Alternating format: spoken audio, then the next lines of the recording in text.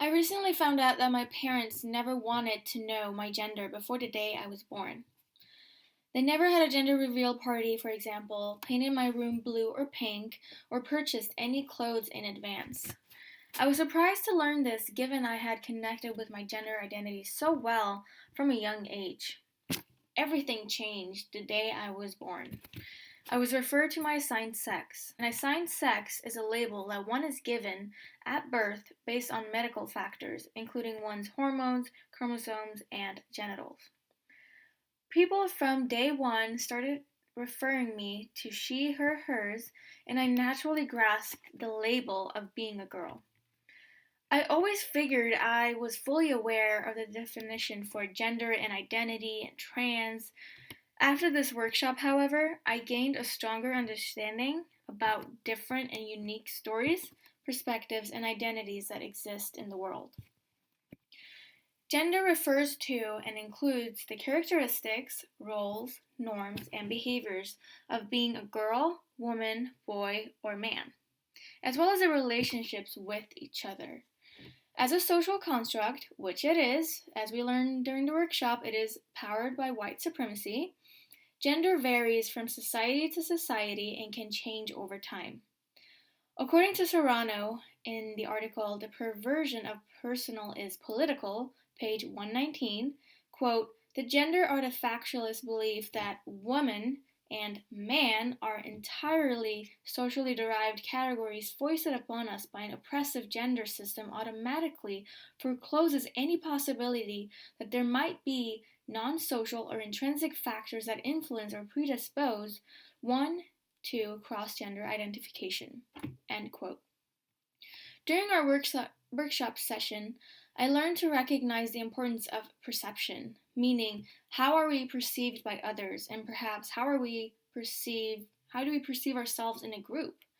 We have a system around gender and what is expected from those certain genders, as mentioned, based on norms, behaviors, and attitudes, and ultimately individuals develop a relationship with these institutions and perhaps feel uncomfortable going against what is considered normal or expected.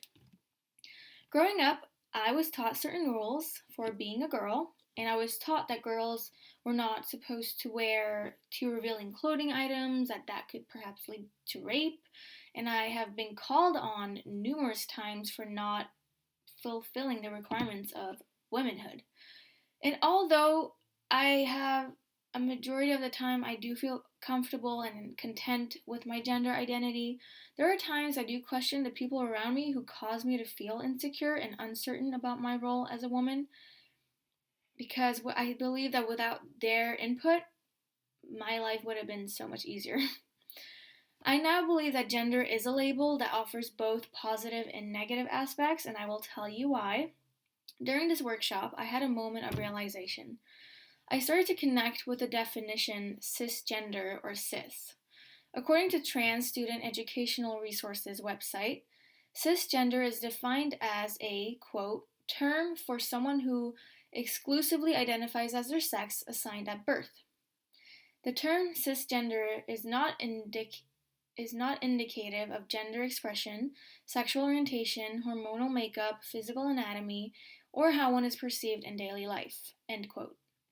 I used to believe that my choices made in relation to my gender identity made my life somewhat easier.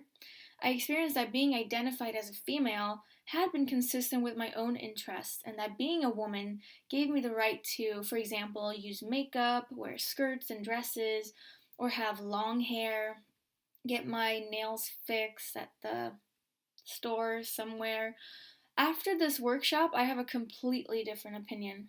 I now realize that because I identify with being female does not automatically mean that only my group has a right to express or use those types of behaviors, attitudes, or use those so called rights.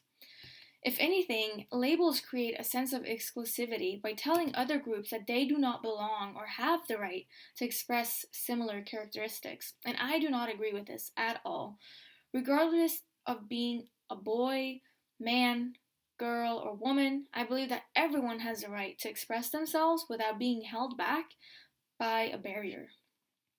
In his article, How Should You Correctly Be Using the Word Transgender? On HuffPost, author James Michael Nichols states that, quote, as a rule of thumb, when using trans, follow the same adjective-based rules that you would for transgender, trans man, trans woman, and trans people, end quote. He continues by sharing that trans is also oftentimes used to describe a spectrum of gender identities under the umbrella term transgender. I agree with the author that language can sometimes be confusing, and I relate to that experience that it is sometimes confusing to say the right thing and not say the wrong thing. How one chooses to express themselves could make a significant difference in how a society behaves or responds to unique or new circumstances. Nevertheless, it is extremely important to make an effort to make certain parts of our language more appropriate and respectful, as certain words are used to describe real human experience and real human beings. Indeed, language is also always evolving, and so are human beings, and there could easily be new ways of speaking about this realm of identity in the future. I feel extremely positive for the future, and I believe that making an effort to make this world amazing to live in could make a huge difference. So, thank you for having me in this workshop.